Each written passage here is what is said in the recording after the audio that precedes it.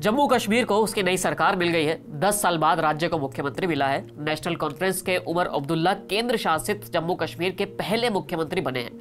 बुधवार 16 अक्टूबर को श्रीनगर में शपथ ग्रहण समारोह हुआ और उमर अब्दुल्ला ने सीएम पद की शपथ ली। उमर अब्दुल्ला ने अपनी सरकार में सुरिंदर सिंह चौधरी को केंद्र शासित प्रदेश का नया डिप्टी सीएम बनाने का फैसला भी लिया है। चौधरी ने बीजेपी के जम्मू कश्मीर के प्रदेश अध्यक्ष रविंद्र रैना को चुनाव में हराया था। साथ ही 5 विधायकों को मंत्री बनाया गया है।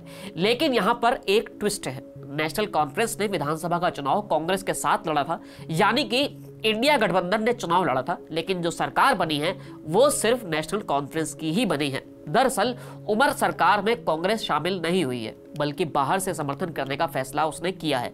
इसके चलते कांग्रेस कोटे से कोई भी नेता मंत्री पद की शपथ नहीं लिया है। कांग्रेस और नेशनल कॉन्फ्रेंस ने मिलकर चुनाव लड़ा था, लेकिन नतीजों के बाद से ही दोनों के बीच सियासी तालमेल नहीं दिख रहा है। नेशनल कॉन्फ्रेंस, कांग्रेस और सीपीआई-एम ने मिलकर जम्मू कश्मीर का विधानसभा चुनाव लड़ा था। नेशनल कॉन्फ्रेंस 42 सीटों के साथ सबसे बड़ी पार्टी बनकर उभरी थी और कांग्रेस सिर्फ 6 सीटें जीतने में कामयाब रही थी। जम्मू कश्मीर में बहुमत का आंकड़ा 46 विधायकों का है।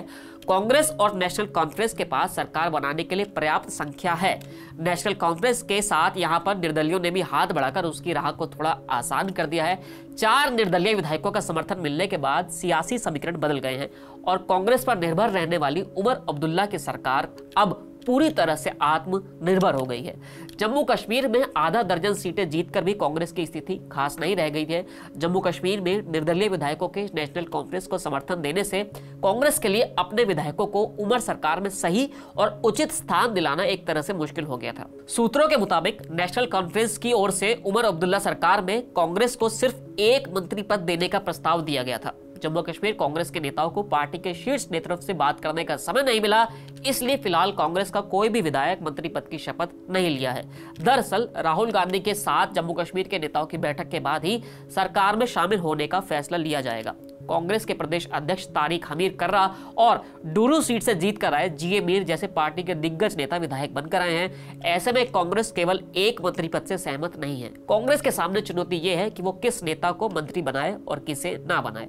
ऐसे में कांग्रेस सरकार में शामिल होने के बजाय बाहर से समर्थन करने का अपना जो रास्ता है उसे अपना सकती है। जम्मू कश्मीर में कांग्रेस के साथ ये स्थिति तब बनी जब विधानसभा चुनाव जीत कर आए 4 निर्दलीय विधायकों ने उमर अब्दुल्ला को नेशनल कांफ्रेंस को समर्थन देने का फैसला कर लिया। वहीं जिन निर्दलियों ने नेशनल कांफ्रेंस को समर्थन दिया है उनका राजनीतिक नाता अब्दुल्ला की पार्टी से ही रहा है। 2 निर्दलीय विधायक ऐसे हैं जो पहले नेशनल कांफ्रेंस में ही थे, लेकिन सीटों के बंटवारे में उनकी विधानसभा कांग्रेस के कोटे में चली गई, तो वे बागी होकर निर्दलीय चुनाव लड़े थे। इंदरवाल सीट से जीते प्यारेलाल शर्मा और सूरनकोट से चुनकर आए चौधरी अकरम का नेशनल कॉन्फ्रेंस से पुराना नाता रहा है।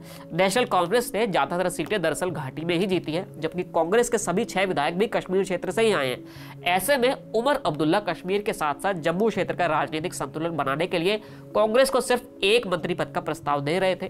नेशनल कांफ्रेंस को समर्थन करने वाले निर्दलीय विधायक जम्मू क्षेत्र से आते हैं, इसलिए जम्मू के लिए उमर अब्दुल्ला को कांग्रेस के 6 विधायकों से ज्यादा 4 निर्दलीय विधायकों का समर्थन महत्वपूर्ण लगता है। जम्मू कश्मीर में 90 विधानसभा सीटें हैं, जिसमें बहुमत का आंकड़ा हो जाता है 46। साफ है कि इंडिया गठबंधन के तहत नेशनल कॉन्फ्रेंस ने 42 सीटें जीती है, कांग्रेस ने 6 जीती हैं और सीपीआई-एम को 1 सीट मिली है। इसके अलावा 4 निर्दलियों ने नेशनल कॉन्फ्रेंस को समर्थन दिया है। इस प्रकार उमर अब्दुल्ला के नेतृत्व में बनने वाली इस सरकार के पास कुल 53 विधायकों का समर्थन है। यानी उमर अब्दुल्ला इस बार 2 विधानसभा सीटों, एक गांदरबल और दूसरा बड़गाम से जीते हैं। ऐसे में अगर वो 1 सीट से इस्तीफा भी देते हैं तब भी उनके सरकार के पास पर्याप्त नंबर रहेगा। कांग्रेस के समर्थन देने या ना देने से भी नेशनल कॉन्फ्रेंस पर कोई सियासी प्रभाव नहीं पड़ने वाला है और यही कारण है कि उमर अब्दुल्ला कांग्रेस को लेकर आक्रामक रुख अपनाए हुए हैं और कैबिनेट में भी कांग्रेस को बहुत ज्यादा राजनीतिक स्पेस देने के मूड में नहीं है। उन्हें लगता है कि कांग्रेस जम्मू क्षेत्र में बेहतर प्रदर्शन नहीं कर सकी। अगर कांग्रेस ने जम्मू में मेहनत की होती तो नतीजे शायद इससे ज्यादा बेहतर होते और अलग होते।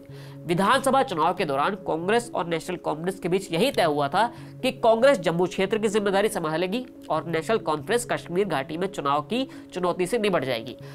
नेशनल कांफ्रेंस ने तो अपना कमिटमेंट पूरा कर दिया, यहां तक कि उसने जम्मू में भी सीटें जीत ली, जबकि कांग्रेस का जम्मू में प्रदर्शन निराशाजनक रहा। उसे जो 6 सीटें मिली वो भी घाटी वाली ही मिली। कांग्रेस उमर अब्दुल्ला सरकार में अपने विधायकों के लिए बेहतर मोलभाव करने की स्थिति में नहीं है। जम्मू कश्मीर पुनर्गठन अधिनियम 2019 के तहत नियम के अनुसार जम्मू कश्मीर की मंत्रिपरिषद के सदस्यों की संख्या कुल 10% ही हो सकती है। केंद्र शासित प्रदेश जम्मू कश्मीर में मुख्यमंत्री समेत अब कुल 10 ही मंत्री बनाए जा सकते हैं। ऐसे में नेशनल कॉन्फ्रेंस ने कांग्रेस को केवल एक ही मंत्री पद का प्रस्ताव दिया था, जिसे कांग्रेस अपने आत्मसम्मान से जोड़ रही है। जम्मू कश्मीर में 42 सीटें हासिल करने वाले उमर अब्दुल्ला ने 4 निर्दलीयों का समर्थन हासिल करके सरकार बनाने के लिए पूर्ण बहुमत अपने लिए जुटा लिया है।